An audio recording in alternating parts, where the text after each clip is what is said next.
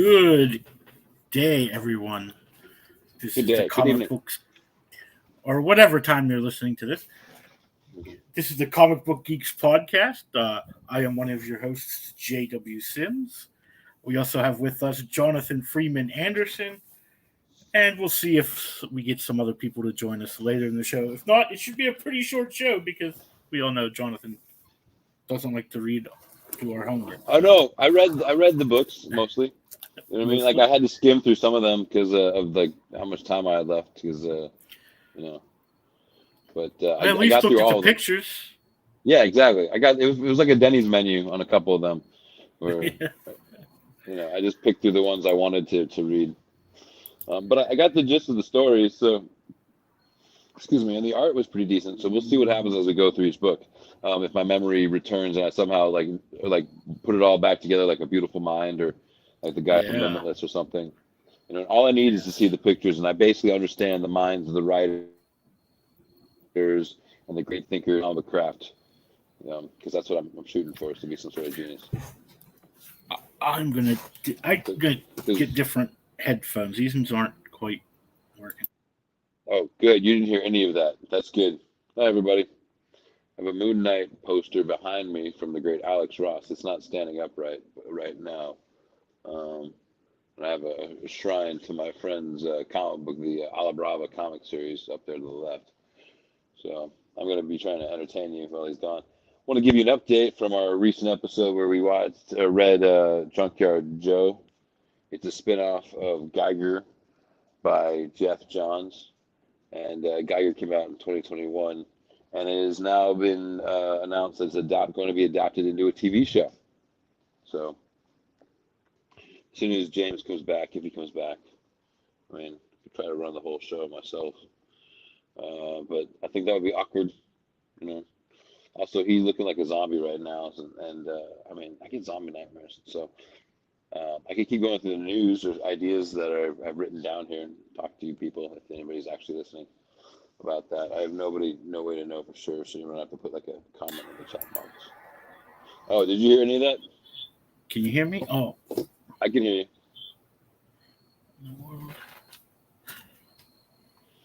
I can't hear nothing now. This is great. You still can't hear anything? Hello? Check 1 2.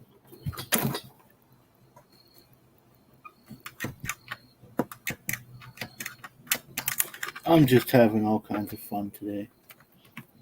That's the best way to look at it. Can you hear me?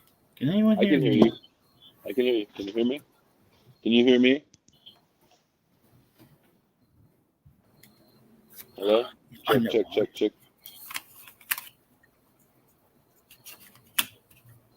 All right. This is the check. Watch us work on our audio equipment. There we go. You hear me now? Yeah, these stupid earbuds. They were like still on. They were in the thing, but they weren't sitting right, so they were still on. I'm like, why can't I hear anything? But now we're all better. I hope. I hope so too.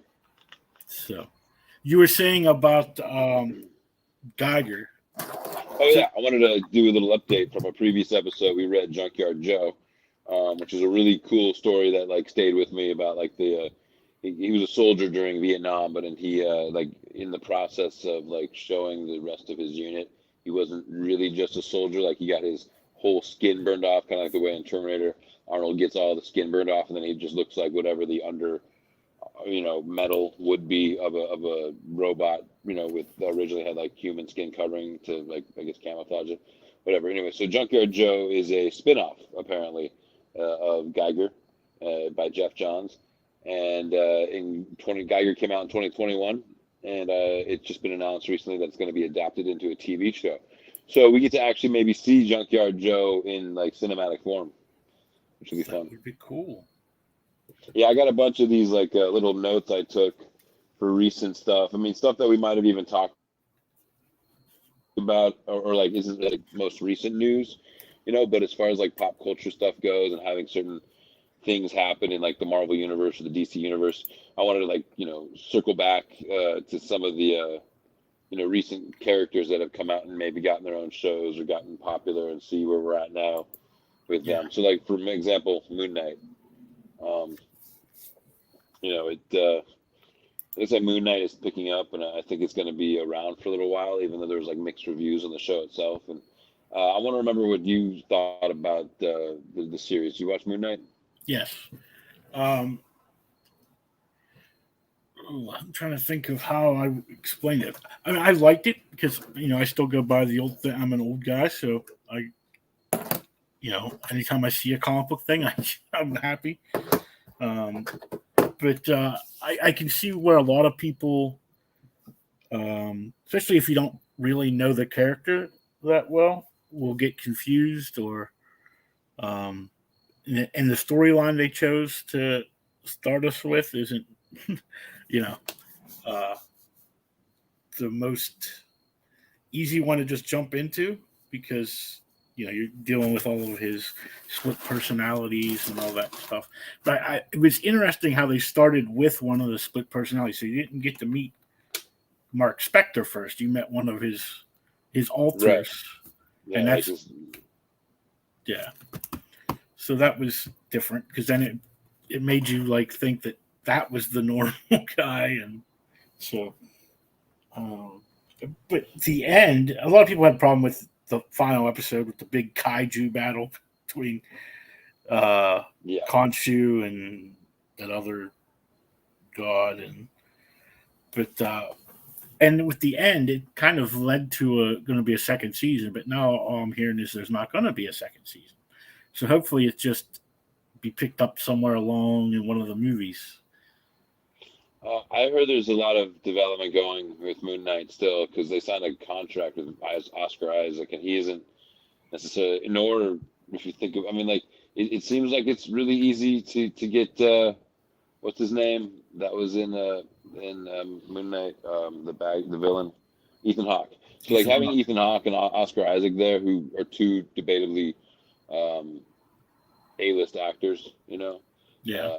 To continue to like just do one season, it'd be a real kick in the face. I feel like for them. So I hope that they have another season. Yeah, and I know within the last week or so there have been a lot of talk about Vision Quest.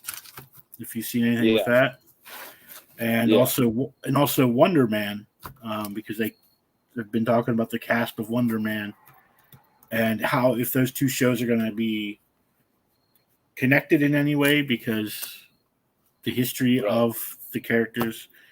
If anyone, are connected. Yeah, if anyone knows, the comic books, Vision wasn't based on Tony Stark's personality or his AI. It was actually Wonder Man's personality that was in the robot that made, and that's why Scarlet Witch fell in love with him because she was already in love with Wonder Man. So, and now that she was just waiting for a rebrand. That sounds like what happened. It's kind of. So we'll see how that goes. Just yesterday, the new season of Titans debuted on HBO Max. I don't know if you've seen any of the other seasons. I think this is season 4. I saw one episode, and I was actually surprised how good it was. Yeah, and it carried along. Some of the story was what I remember seeing was a little flimsy, but the costumes and the lighting and the actors they chose actually weren't that bad. Yeah. So the first season gets a little wonky at the end only because of I think the pandemic happened near the end of that season, so they couldn't film the end of the season, so it ended in a weird spot, and then the second season was actually the end of the first season. Got it. Well, I didn't catch any of the second season, or now you're saying the third season's just debuted? Yeah, fourth season. First season was who did they fight in the first season? I don't even remember now. Was it Deathstroke the first season? Yes. And then the second season was holy crap, I can't remember. And then last season was Scarecrow. Okay. Wow. Scarecrow for that whole team, huh? Well, and Red Hood. Okay, yeah, because I like Red Hood. That character's underrated. I just don't like how they rushed him so quick. Like he was Robin for like one season, and then Right. he was. Well, I don't know. Maybe you just look at Robin like being like in high school or college. Just like I just need 1 year, freshman year, sophomore year, Yeah. doing the Robin thing. And now they have Tim Maybe they're Drake. fans. Now they have Tim, but Dick's not letting him be Robin yet. So he's still just Tim Drake. So figure that's the end of the season. So this season's Brother Blood and all that. We're back to the super. Oh, that's right. The first season was Rachel and her dad, the demon with the 6 eyes. What's his name? That's who they fought in the first one. The second one was Deathstroke, because that's when they bring in Red Hood. All right, but that's good. So at least they're characters that people know. I mean, hey, so did we really get into the whole James Gunn thing? Just mentioned it a little bit because there wasn't a whole lot of news coming out yet. Just that he had taken over him and CEO, DC co-chairman. Yeah, I'm trying to think of the other guy's name. Sat. Search for an S. I don't really remember either, which might be good for them, so James Gunn can kind of deflect most of the attention. Peter Safran. That's who it is. Oh yeah, Peter Safran. Yeah. So they announced a Booster Gold project, and Booster Gold was introduced as Donald Faison. Yeah. And so it's either like, do we keep Booster Gold as Donald Faison, or they recast? You know what I mean? And that's the other thing is like if James Gunn's doing it, maybe they could have fun and it'll be kind of like a Peacemaker kind of thing. Yeah. Because Booster Gold's cocky and kind of got like a good sort of personality for James Gunn. In fact, if there was going to be a Marvel DC crossover, it'd be fun to have Booster Gold as the Galaxy meet. Yeah. But trying to think if I was reading through. Sorry, go ahead. No, go ahead. I was just really good at like going at the same time. Well, just to wrap up the James Gunn thing, there was a quote by Kevin Feige said that he would be the first in line to see anything James Gunn makes, and also they anticipate the character that Pete Davidson played in the Suicide Squad will return. Yeah. Did you already say that stuff on the previous episode? No, we just had mentioned that he had been hired. Trying to think of stuff. All the things that Kanye wishes he could have, Pete Davidson is getting. That's not right. That's not. Well, I don't know. Did you ever see Benjamin Button? Yes. I think the sequel should be the exciting story of how Billy Bob Thornton became Pete Davidson. Because oh my god. You get it?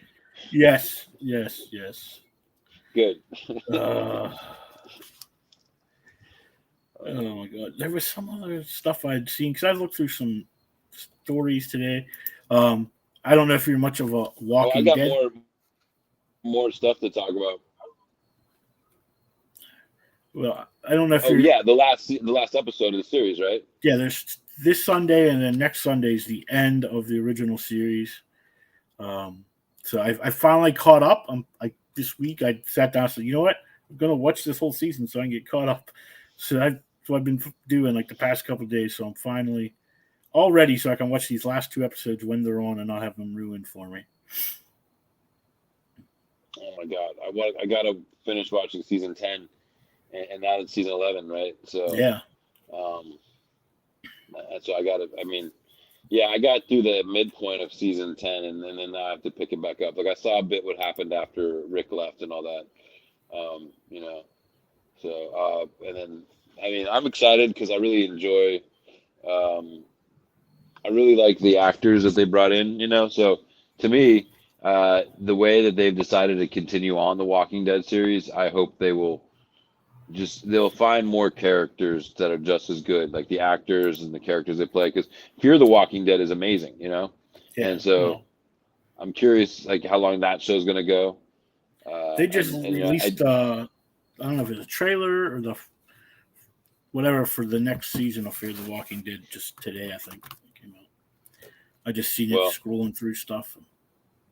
Well, I know Coleman Domingo said on his social media feed, because I have to catch up on Fear the Walking Dead too, but the one character that I think is left from the very first episode is like, because is announced that like the girl from the family, I guess her character died. And they had brought back like the mom, I guess, so she might still be around. Yeah, the mother's but it was like one of these things. Yeah, but Morgan, the mother, and the guy whose half face was burned off from The Walking Dead is now over on Fear the Walking Dead. And that was a cool little moment where he had like the Daryl from the comic books. In the comic book series, he played. He played Daryl. Yeah, well, now it's not that. Yeah. Oops. Well, they messed it up. Yeah, they did wrap up his storyline. Yeah. Like the cameo of his ex-wife or whatever. So I dig that they have such like leeway to like sort of pop over back and forth, because that's kind of the stuff you get when you watch like the Chicago PD and the Chicago Fire or whatever and all those shows. Yeah, like even, all the time. Law and Order. Because I know the Chicago PD people were on Law and Order for like 2 episodes. God. Yeah, well now that stuff is just like comic books to me. It's like this week's crossover Law and Order features Judge Ito from real life. Yeah. But they did that when they had Stacey Abrams on Star Trek. I don't know if you saw that. That was so funny. I mean, I don't know. I tried to catch up on all the Star Trek, so I got to finish watching Picard, because I know there's a new season of Picard coming, and there's a new season of Strange New Worlds. The final season of Picard. Yeah, I mean, it's a good time to put away that character, since he's probably going to come back as Professor X pretty soon. It's I guess it's the Next Generation reunion show as well. Oh, no way. Yeah. I can't wait. Oh, and that reminds me, as far as Star Trek news, LA Comic Con is going to have William Shatner. So that's no big deal. Still CityCon, which is our little 4-time-a-year Pittsburgh one, had William Shatner. Oh, excuse me. Yeah, LA gets everything last. I hear you. The only person from the new generation I haven't met was Patrick Stewart. Oh, well, that's great. I mean, the fact that you met all those other ones. Patrick Stewart seems like hard to get to. Yeah, because I don't think he does a lot of, or any. Yeah, probably not. I mean, he's not that hard up yet. I mean, he could literally just fall back in the theater. Yeah, nobody's gonna fault him. I doubt you're ever gonna hear about William Shatner being like, all right, well, times have been tough since doing the reality shows and hosting paranormal activity type stuff. I think I'm gonna go back into my theater roots down in LA. Maybe do some mime work. I mean, there was another movie that debuted today on streaming. I don't know if you've seen it yet. I watched it today. I loved it. Weird. The Weird Al story. Yeah, I saw the trailer for that. I got so excited. I didn't know how you wanted it, but what do you think? Oh my God, it's the funniest thing I've seen in so long. When I first heard that they were doing it, and Daniel Radcliffe plays Weird Al. Right. And so right there, you're like, what? They don't even but it's not a true biopic. I know it's not a true. See, he did a spoof on biography movies. Yeah, it's a spoof, but it's kind of like, what was that? Well, Bohemian Rhapsody. No, like that Johnny Cash fake one, that comedy one that they made. Yeah, with John C. Reilly. Yeah. Was it Walk Hard? Yeah, it's kind of like that. It's like,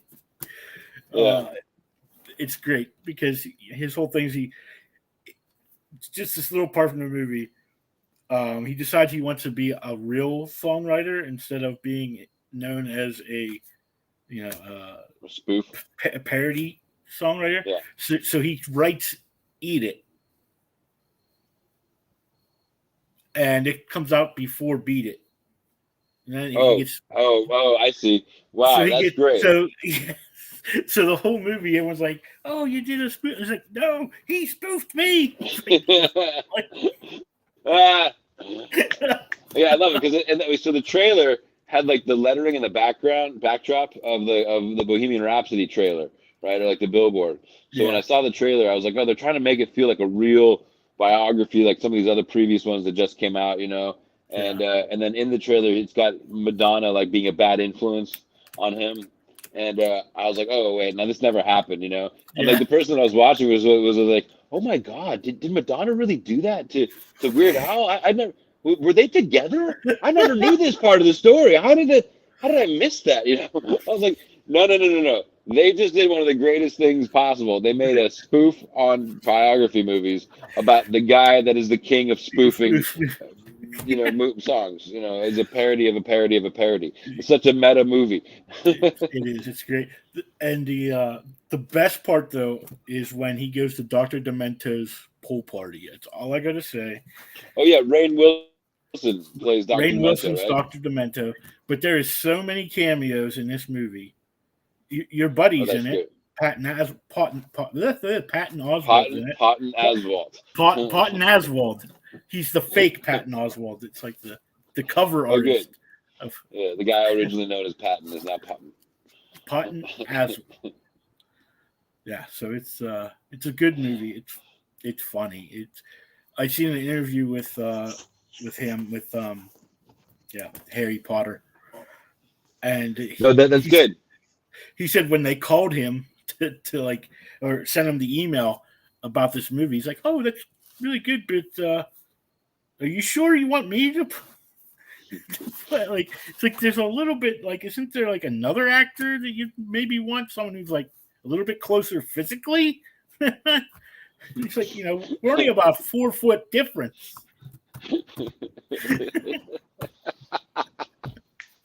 I always feel like even the making of the movie was a big joke. Yeah. Well, he said also like on the set because Al's like a major part of the movie, like making the movie. Right, of course. So when they would call on set, when they'd want Daniel, they'd say, "Weird Al, you need it on the set." But when they needed Weird Al, they'd be like, "Real Al, please come to the set." And he's like, "How does that make you feel after 40 years of taking building up this name? That now all of a sudden you're Real Al." Yeah. He's earned it. Let's put it that way. Like he's the realest Al there could be at this point. He's no longer weird, right? Because he's done who else has?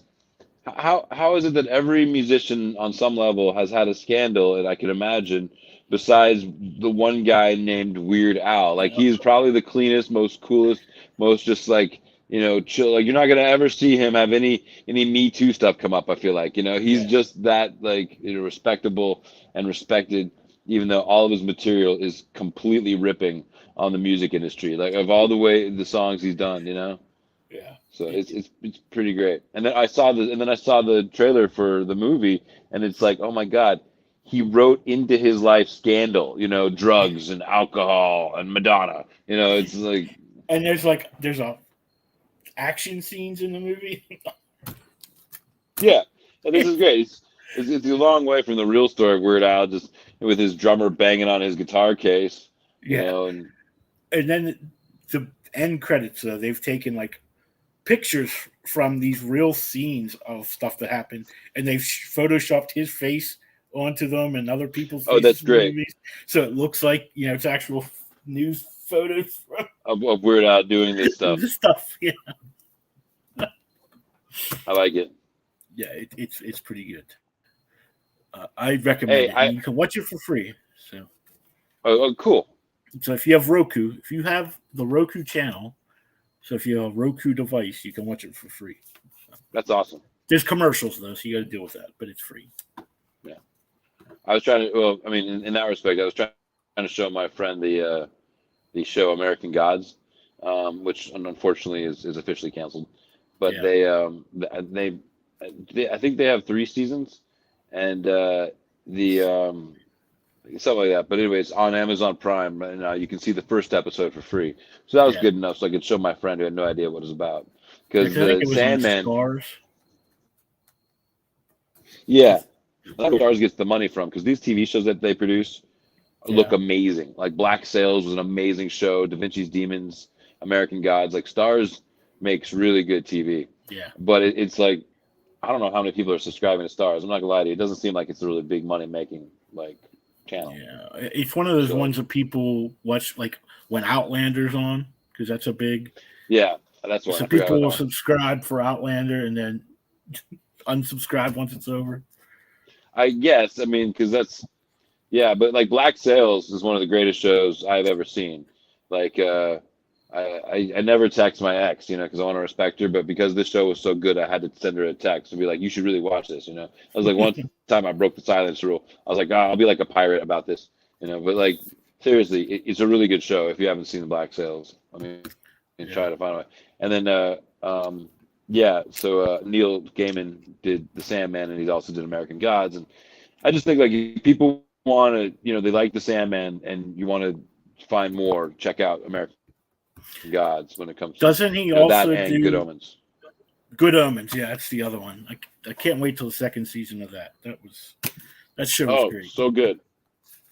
Oh my god, yeah. Well, speaking of that, I mean, we talked a bit about it, but I only saw like the trailer for The Power of the Doctor. I hadn't seen the episode yet, and now I got to see the transformation back into Tenet. Then I don't know. I kind of like how he looks now. It feels like the cameras they're using are more high definition. Yeah. So something about him now seems more like popping out of the screen, because that's what I always thought about, David Tennant. And the one thing I always like about watching it give me the like. A lot of British shows give me this feel of like the old Star Trek show. It's like they're filmed on those old cameras or something. And like it's just. It seems weird. Like it's very low budget. Well, you mean Doctor Who? Yeah. Well, it's always been kind of low budget, but it's gone up and down. With Matt Smith, the budget went through the roof. I feel like, and I think like they came back down in budget a little bit with Capaldi, and even lower down in budget with Jodie Whittaker. Remember last time? Yes, Jodie Whittaker. Correction, I said Jodie. Would have been a really interesting Doctor. True. But Jodie Whittaker. Yes. So that should be exciting to do this. And I think for my research on the Doctor, they're looking at him as the bridge Doctor, because basically Russell T Davies wanted to use the other actor. I forget his name. He's the first black Doctor, which would be openly homosexual. Doctor. First, wait, the Doctor's gay or the actor's gay? The actor is. Oh, the actor. Okay. Yeah. Because the Doctor is neither. He's he's whatever sexual he wants to be. She was gay. Yeah. Well, Jodie Whittaker acted kind of like a lesbian with her companion in a way. Yeah. In the last season, never I think went all the way in respects, but they definitely was hinting at some sort of love interest between her and the female companion, and it was well, that kind of makes sense actually in a lot of ways. Because he's always been a man. Yeah. But yeah, I think it's going to be good, because then they can get through the 60th anniversary with David Tennant, and it's a familiar face, and because a lot of fans think they're pandering. Yeah. They lost so much audience that they bring back Tennant. Well, there's been talk that we're also going to. He's a good person to. For the 60th anniversary season or whatever it is, that there's been rumors that we're going to see the other guys back too. Yeah. I don't know if you're going to get your guy, man. Eccleston, they said he might not be there, but he is doing other things for them for the 60th anniversary. So he's going to conventions, I'm guessing, and charging. Yeah, they just said he's going to do other stuff for the 60th anniversary. So, if I could just see the leather jacket again. Well, I'm wearing another jacket tonight. But I hear you. Yeah, I wanted to dress it up. This is from Shaun White's collection, the snowboarder. The snowboarder. Does he know you have his coat? No, he doesn't. No, but if I ever meet him, so it's got a cool little design on the back there. I don't know if you can see it. Yeah. But it's one of 100 or whatever, and the company's called White Space, which works for Shaun White. But I don't know if that works in many other contexts. seriously. And then I also saw that HBO Max, Warner Brothers Discovery is up to no good again. They just canceled Westworld. They're not going to make the final season? No, that's too bad. Season 4 is the final season, so we don't get an ending to Westworld. So, lovely. That sucks because there was a real. I mean, the way they ended that season, there was kind of a finality to it, but I still think that they had room. There was like a tease of Roman Westworld, like the Roman world, built into this last season in a certain way. It was like way in the distance, there was like a shot of it, and so I was thinking that was going to be how they somehow tied the next thing in. Yeah. So man, what is Aaron Paul going to do? Jesse's gone. Westworld's over. He's also in the news today, though, because he legally changed his name. Oh, no. To Aaron Paul. Wait, what? That wasn't his legal name was like Aaron Paul some. Yeah, Palawalowicz. Name. Yeah, he was Aaron Paul Sturdivant or something like that. Ski. So he was Polish. He had like a 16 syllable last name. So he just dropped the last name. So now he's legally Aaron Paul. I think it was so he could be related to the other Pauls. Ron? No. All the other Pauls? I don't know. Ron Paul, Rand Paul. No, was it the Paul Paul?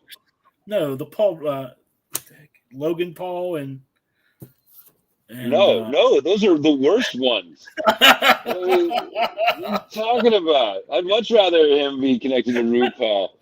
I mean, not Rand Paul, but way more interested in RuPaul over Logan Paul. The next thing you know, you see Aaron Paul in the ring with Floyd Mayweather being like, my brothers told me to come and do this. Tomorrow, Logan Paul has his championship match in Saudi Arabia against Roman Reigns for the WWE Universal Heavyweight Champion. Great. Yeah, that's a great sideshow. Yeah, it's his I don't know why they don't let PewDiePie fight. Just to start letting other idiots get out there and make them something they're not. Well, he's actually a contracted WWE superstar. He actually wrestles. So. Well, I mean, yeah, but so was Donald Trump. I'm sure he was contracted to get hit in the face. And like that's. No, he just got the shame. His ass kicked so hard. It's kind of like what is. Do you remember the situation from Jersey Shore tried doing wrestling? I think. Yeah. I mean, it's just like that. Or David Arquette. Hey, David Arquette was the WCW World Heavyweight Champion. Yeah, he was. I mean, honestly, I still think he technically is. They never finished it out after the movie. I really want that to be settled. I love that movie. But even like when they were doing the promotion for the movie, he came on on the Nitro, and they did this match between Jeff Jarrett and DDP. It was like a tag team match, and he was partners with DDP, but it was for the title. So whoever got the pin won the WCW title, and he ended up like falling on to Jeff Jarrett and got the pin. So he became the WCW World Heavyweight Champion. Yes, and he had the belt excellent news for a while, and then he lost it in like that 3-tiered cage like they used on this movie in a match like movie, that. They had the three. They had him in the cage. Yeah, they used that a couple times actually in WCW after the movie. Wow, that was insane. Yeah. I would love to see like a real WWE or WCW thing with that prop. I mean, because I knew it was a set, watching the movie. But if they wow, yeah, they really had matches. Sting was amazing in that movie. That's right. That's when I became like a big fan of him. Like, dude, WWE could do themselves such a big favor, and like make a movie like that for themselves, and like because like look, Hulk Hogan for a second was fun, and yeah, sure, now we have The Rock, but nothing was like that movie with David Arquette. Yeah, I like to watch Young Rock. I don't know if you've watched that. How is it? The first season I was kind of because it was like Little Rock. You know what I mean? Yeah. So, he was but Pebble? now Was he at Pebble? Yeah, he was like a pebble. Yeah. But now they do a lot of when he was like the beginning of his wrestling career. So you have all these actors playing WWE wrestlers from the 90s. Okay, that's So cool. it's just like, all right, who's going to play this guy now? Who's going to play, like who's playing The Undertaker? Who's playing Triple I H? see. Yeah. I got you. That's cool. Yeah. I can't. Yeah, that reminds me of something. There's somebody else that's. Well. Oh yeah. Did you see Quantum Mania? The trailer yet? Trailer? Yeah, I watched it last week. Was it came out? I think. Where it doesn't look much like a superhero movie. It more looks like a science fiction movie, I think. Well, it feels a bit like that movie with Dennis Quaid, where it's called Inner Space. Inner Space, where he shrinks Yeah. down and there's all this more. But in this, it's even more elaborate, almost like they're going to like the Wizard of Oz or Narnia or something. When they get down to the tiny realm, the subatomic quantum realm, it's like a whole civilization is there. I'm guessing Kang the Conqueror. I love that little blink and you miss it thing where they showed Kang actually in his costume, and it's like old school costume. He looked amazing. Yeah. I'm like, at least they're not messing with that. Well, what do you think about that? Because that basically is introducing a whole beginning of this arc that's going to be part of the MCU. I mean, they do with the Kang Dynasty or whatever it is. Yeah. I mean, it actually started in Loki, and it's going to continue in Loki season 2. But it just opens up everything. Like, you can just bring in characters from everywhere. Well, that actor Jonathan Majors, I read signed. I liked him when he used to coach Pitt. What? Johnny Majors used to be the football coach at Pitt back in the 80s. Oh yeah, I am not a sports ball guy. You should know. But you wear Dodgers hats. Oh no, I'm a fan of this team. It's a different thing. It's a different. I also like drama. Like if I'm gonna watch a game, I'm gonna watch a game. It'll be like when Kobe had to play Shaq for the first time. That's something like, let's watch that. There's some drama there, But Pujols is his like record-winning home run or whatever at Dodger Stadium. It's like you should watch history. But otherwise, these are really slow and boring and stupid things. It's just a fucking distraction. Excuse my language. I'd much rather watch wrestling because at least even though I know it's fake, they're putting all into their performance. Like how many sports games, ball theater festival things that with the hoops and the nets and the little things for the football. Goalposts. How many of those are actually completely committed? Those athletes are lazy and just bored and paid millions of dollars, right? They are not as intense as WW whatever. I'm telling you. All the W's. Sorry, that's my rant on on fake sports versus like real sports, and like the reality is being that like I know wrestling fans hate it being called fake, but realize the irony that those athletes, quote unquote, put way more into their performance and intensity and passion about being there and doing the thing that they're doing than many of the real athletes. Well, if you talk to like sports doctors who like treat both mostly athletes, they'll tell you the professional wrestlers end up with more injuries and more severe injuries than any other sport. I believe it, but it's fake. No. What you just said is a contradictory concept because Cirque du Soleil is definitely a performance, and I'm sure they get many injuries in the process of rehearsing and getting down to being like a really phenomenal circus performance. Okay, wrestling is theater, man. It's a very elaborate, painful. Don't get me wrong, painful, but theater performance. I mean, a lot of these guys might already know how the match is going to end. They have some improv in the middle of it, but they always have a kind of up and down routine that they've gone over before, or they've at least talked about it. We're going to do this move, that move, this move, and then round it out with like a double hernia flip back, and we'll have ourselves a beer after the match, and everybody's going to think we hate each other. Yeah. So it's like, I mean, I tell me it's not that. As long as I don't tear my pec and go into a match where it looks like it's like my whole chest and shoulder are dead, and I still wrestle. Did that happen? Yeah. Cody Rhodes, right before SummerSlam, ended up tore his pec off, and he wrestled that match and it was just black and yellow, and dude.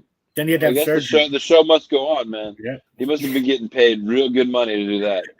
it was right out because he just came back at WrestleMania to WWE, and that was like his first big match since WrestleMania. So it was like, dude, and now he's been out since. So that was like August. Yeah, of course he's been out since. What an idiot! Like the show must go on. Have an understudy fill in. Figure it out. Cancel the match. Why would you do that? It must have been good money.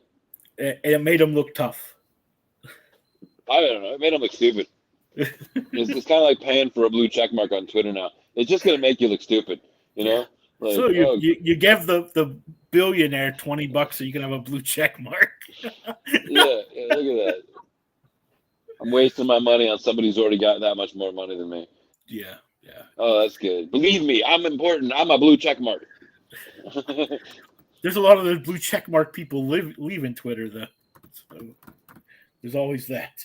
Oh yeah, it's like a mass exodus of blue checks. It's great. It's gonna destroy the blue check industry.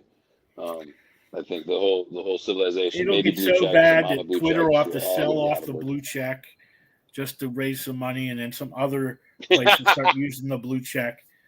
Kind of like Carfax did. How they got the Carfax. Oh yeah. Because remember, it was like Well, a I mean, .com. Yeah, exactly. It was a .com mascot, and then they were going bankrupt. They sold off their mascot, and Carfax bought the Fox. That's so funny. Yeah, they'll be selling off the blue check. Yeah, and everybody's gonna be like, "Who?" I think the bird will be up for auction, the Twitter bird. You know? And then they'll be like, who wants the bird? And but like, what was it? At the end there, I think it's just gonna be people that are trying to like the porn industry is gonna own the blue check. I don't know, and I guess there's a lot of stuff going on with Instagram. I don't know, and TikTok was down today. The world was coming to an end. Oh no TikTok for a day. Yeah. I hope that like Halloween spirit store took over, even though it's another 11 months. So, I used to work in one of those Halloween spirit stores. That was probably those places are quick. But as soon as the store closes, like they're up. Like a GameStop closed the next day. There was a Spirit Halloween.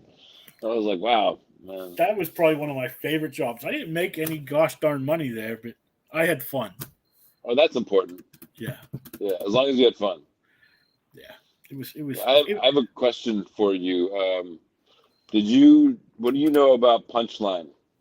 The character? The character. Character? She just got her. She's got her own. She's been out for a couple years now. But she's got her own series. Punchline #1 came out. Yeah, she's Joker's new Harley. Oh, okay, that's the answer. I was trying to figure out how does she tie into Joker because she's got the name for it. Since they moved Harley, to being one of the Bat family people, now she's a good guy. Gotcha. He needed somebody, so they made Punchline. Okay, so I think Punchline might be introduced in an upcoming thing. Which, yes, I mean, I'm sure. I mean, they've been pushing characters through stuff like this character just came out like 2 years ago, and it's already being featured in stuff. Yeah.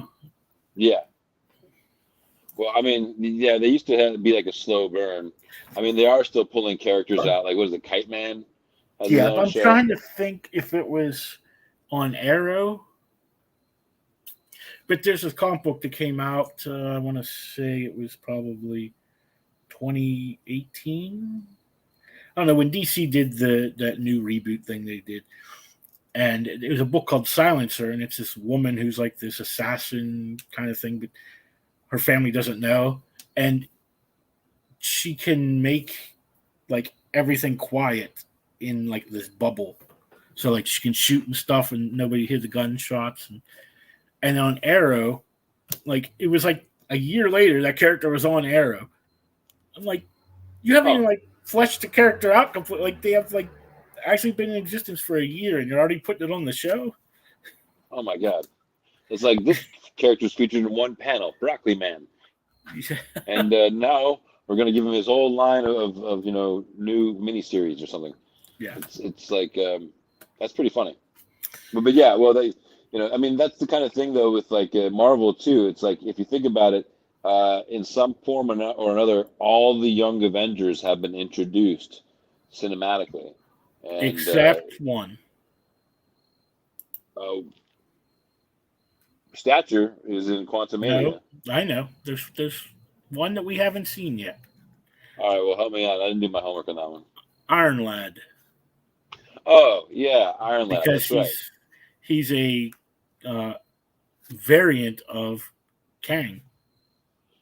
Oh, well, so then we probably, because Kang has now been introduced, we in a way Yeah. we will be introduced to Iron Lad. Yeah, I have a feeling. It seems like an interesting choice. Because they say, like, they think, you know, how we got Scar at the end of She-Hulk, that his character is really like an amalgamation of Scar and Hulkling. Okay. Hulkling is one of the, you know, characters in Young Avengers. Yeah. So that's where they figure, you know, they're going to just mix those two together. In She-Hulk, you said Scar was. Yeah, he was like the last scene of the last episode. You know, Hulk's son, Scar. No, well, because I remember the Kevin Feige thing. Yeah, it was after that they were having the cookout at the family, and Hulk comes back, like at the end of it. Oh yeah. He's like, I have somebody I want you to introduce, and he steps out from behind him. He goes, "This is my son, Scar." Oh yeah. Okay. Yeah, I remember now. So they're bringing out like examples of the Young Avengers in some form, and the last one is Iron Lad. Well, that's something like that we should be looking forward to. Also, in the Quantumania preview, we saw Bill Murray. Do you have any idea who Bill Murray might be playing? They've kept it pretty quiet, so I've been thinking. Is he a good guy? Is he a bad guy? I have no idea. But I have heard that he has some connection to Janet Van Dyne. You know. Oh yeah, that's exciting. I'm so happy to see Michelle Pfeiffer back in action. Yeah. You know? Like you now she's been officially a DC character and a Marvel character. I mean, she should win some award for being like, you know, prolific or something. So that happens a lot anymore. You have guys all doing both, so we'll see. Yeah. And I've heard mixed reviews about Black Adam. Like apparently the fans love it, but the critics hate it. There's a lot of like just pandering, a lot of people bitching about certain like personalities and certain choices. I don't know. I haven't seen it yet, but the daughter of Red Tornado Cyclone was introduced in Black Adam. And, So there's talk about like where they're going with that kind of stuff. You know? Who knows? I did see that and something else today that Warner Brothers Discovery, whatever it's called, is going to focus more on characters like Superman and Harry Potter. So things that they know can make money.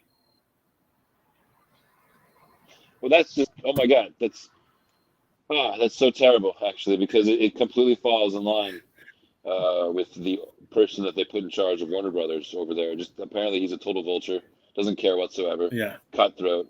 You know, he killed Batwoman. And, like it's so sad. It's like I don't like a guy being a dick about things, you know, for no good reason and no respect to the fans.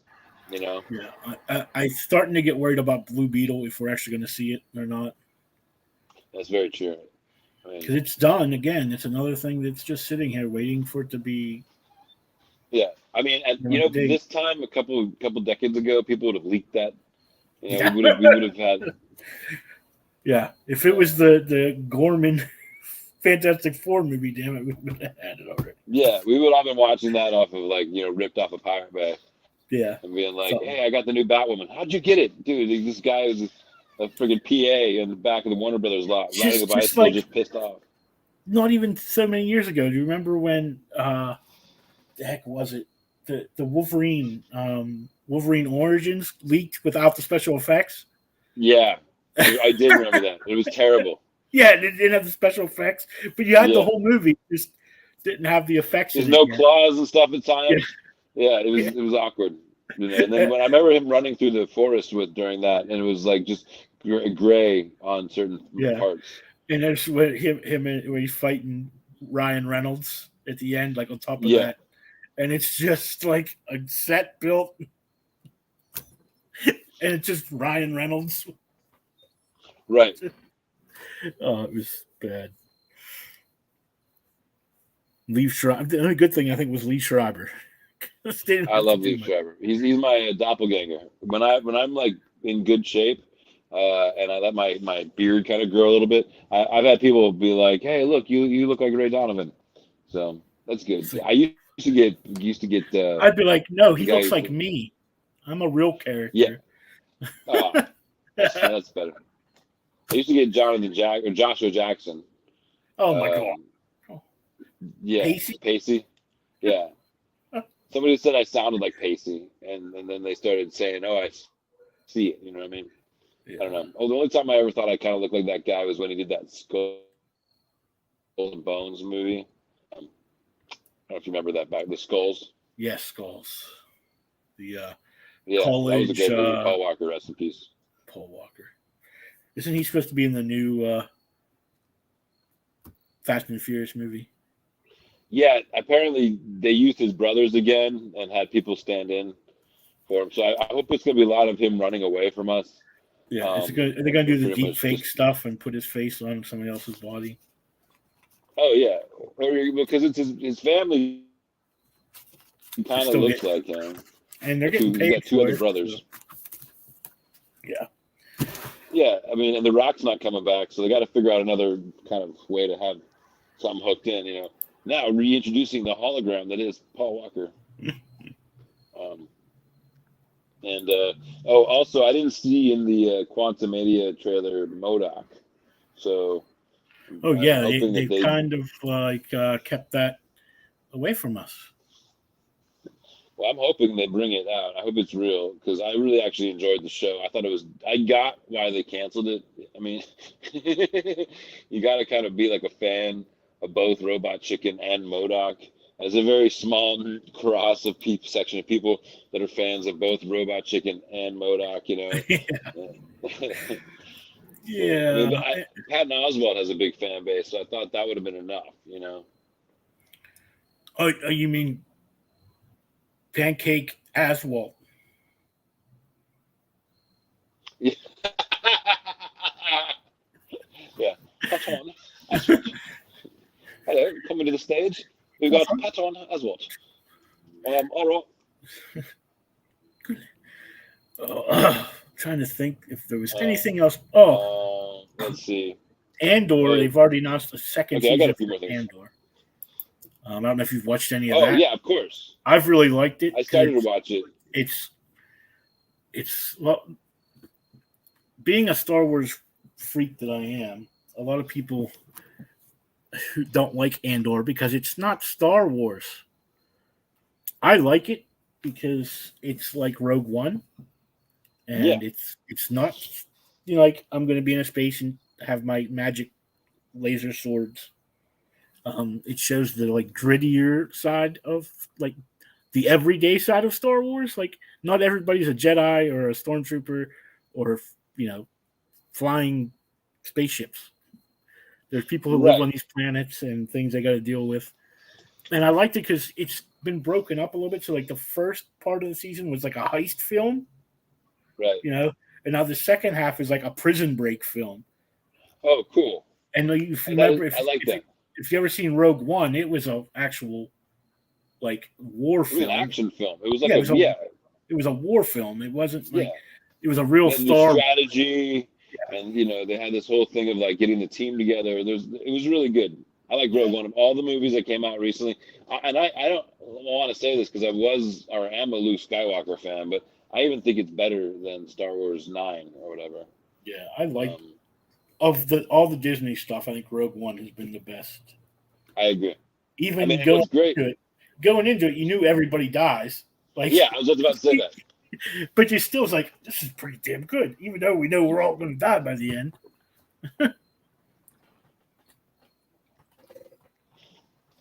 That's a big drop of water. Yeah, I'm trying to get in shape. And like the one thing I know that works is by replacing like things that I want to drink with water. Yes. And if I fill up on water, I'm not hungry as fast. And then you pee a lot. Yeah, but it's good for you on some level. I mean, you don't want to pee out all the nutrients per se, but I do know that like if I can feel full more frequently through the day, maybe I won't eat as much, and hopefully my stomach will shrink. Yes. Because when I did do this before, and I tried to eat after doing this kind of drinking a jug of water every day thing, it was harder to eat as much, and so it was almost like I was forcing myself to. Plus, if you always have a lot of like water in your stomach when you eat, the food expands quick, so it makes you feel full. Well, that's smart. I'm gonna get some bread now while we're talking. Yeah, or Why rice. don't you go eat some rice. Do a song and dance. Because I really want to get a bowl of cereal right now. It's not like hold myself back from. They're just sitting there, just like, And now we're gonna talk about Venom number 12. Which introduces Dylan Brock. Do you know who Dylan Brock is? His son? Yeah. Well, his son is Venom. Well, but from a different universe. So it's like an alternate universe. Dylan Brock. A son from an alternate universe. And so, like, apparently they're going to be introducing Dylan Brock into some upcoming MCU, or not, Venom thing. Sorry. And hopefully you'll have that part of it. Because the thing that's really interesting is they've maintained their own multiverse thing with Spider-Man. Yeah. And the Venom universe. And so if they're going to bring in this character who's from a different universe, it still keeps that concept alive in the Spider-Man, world.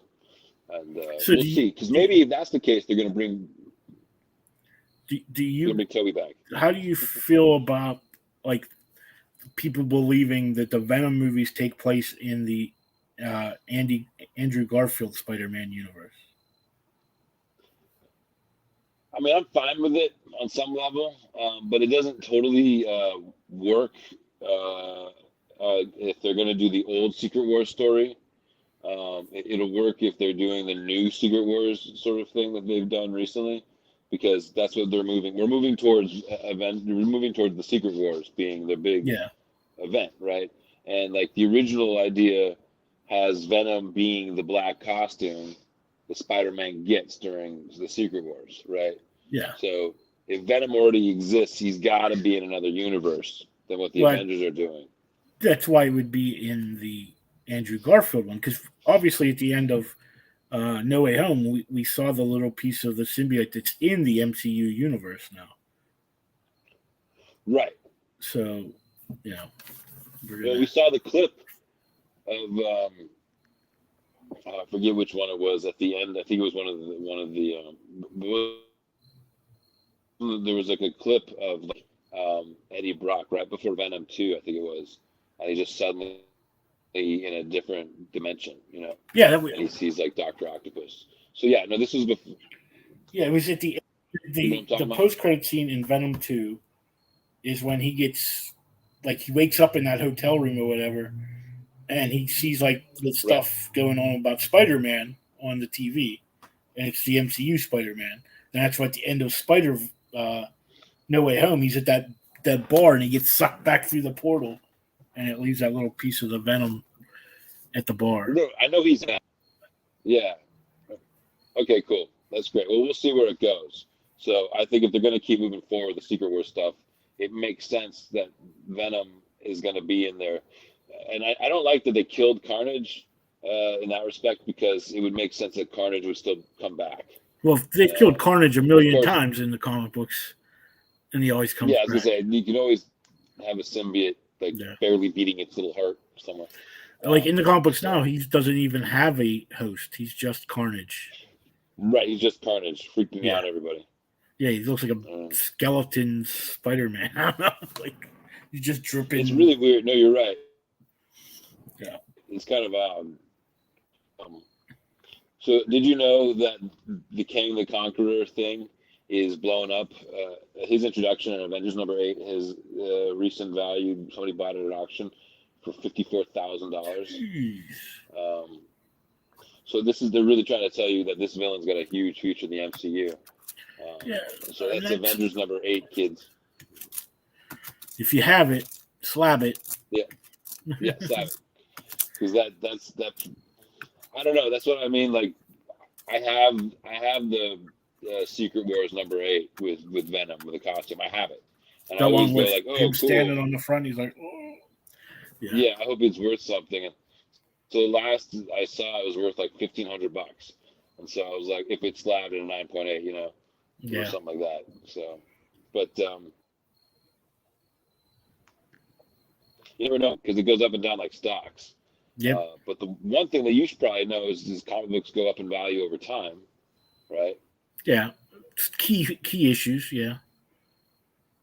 Well, yeah, a lot of them don't ever go up. Yeah. Some of them go down quite a bit. Oh my god. That's why we have dollar bins. Same with anything like trading cards. You get some of those. You have commons are worth like pennies, and then you have ones that are worth thousands. Oh, I'm sure I have so much crap in my comic book collection. I have over 500 comics, and I have to go through them. And I'm just scared because I'm gonna go through them and find just more junk than gold. Oh yeah. And, I'm really worried. But on another level, and that just shows like I have a terrible taste, or like all the years well, I was going. What drives me nuts is because back in the '90s, well, I was still living at home and I was working, so I had money and I got into comics, and there was a local comic book store, so I'd do my pull list. It was nothing for me to go in there every 2 weeks and come out with a stack like this high for my pull list, $40, $50, $60, and that's when they were like $2 a piece. So wow. And so now I see that stuff that I know I had who've been lost to time, and I'll see it's like, you kidding me? I could retired on that book. Right. Yeah. Exactly. How did that? Yeah. Well, see, you don't know.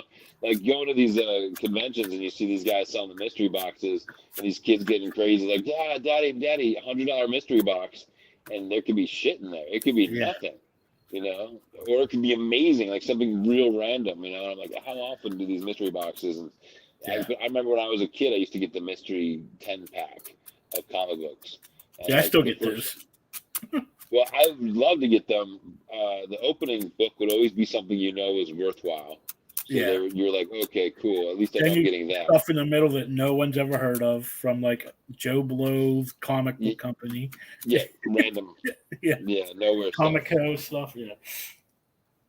And then every now and then you get 2 or 3 really valuable ones out of that. I was like, oh my god, how did I get Silver Surfer number, whatever, Yeah. Well, did you ever see those? They're like little vending machines. I know they used to have them at Pete's Hut. That's where I go. You'd put like 50 cents in, and you could get out like baseball cards. Like they'd give you 2 baseball cards or 2 football cards or whatever.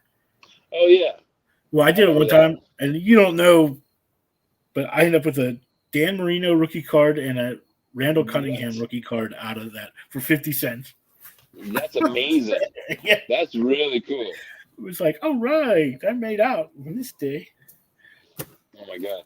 Yeah, one time for the holidays, my mom thought she would treat my brother and I, and this was before the scandal, and I got a Mark McGuire rookie card and a Sammy Sosa rookie card, and I'm like, I don't know if they're worth anything anymore, Mom, but I appreciate the offer. Like it's, they have asterisks next to their name. Yeah, they're still worth something. They're still the. Oh, they're still notorious, so they're still got to be worth something. It's just they're probably not as valuable as if there was no scandal. A quick question: are you a fan of Rob Liefeld? Rob Liefeld? Liefeld, yeah. Yeah, I enjoyed his stuff. I'm not if I'm so much a fan of him, of his comic book work. Right, the comic books. Have you heard of Prophet? Yeah, I love Prophet. Okay, well, I know the movie or something. Yeah, so in May 2020, Arrow writer announced that he was going to write the John Prophet TV series with Jake Gyllenhaal cast. Yeah. You know about that? Yes. But then this week they just announced that a producer from the movie 300 has jumped on board to confirm and guarantee that the script is going to be produced. So that should be a big deal. I'll wait and believe it when I see it, because Liefeld has a tendency a lot of his stuff has been optioned and we've never seen any of it. Like the Youngblood animated show from back in the 90s that had like 1 episode made or something. It was very you're right. So but did he do X-Force? Yeah. So I don't think that's going to happen. No. Do you know who Abigail Brand is? Yep. She's the head of Sword. She's a mutant with green hair. So they pretty much 95% cast Khaleesi, Amelia Clark. Yes. Do you know about that? Yep. Abigail Brand. So that should be cool. Because at least she's playing a human, She's playing... She always plays a human.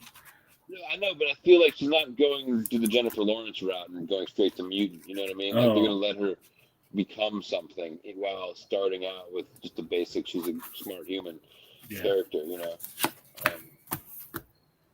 Let's see. I think that's all the news that I have. I don't know if that was. I was gonna. But yeah, Marvel put out a GIF on their social media teasing Amelia Clark as Abigail Brand this last week. Oh, this is great. Man, you should have tried to get on Westworld when you could. Thanks. Because this was just released here. I told you they got canceled today.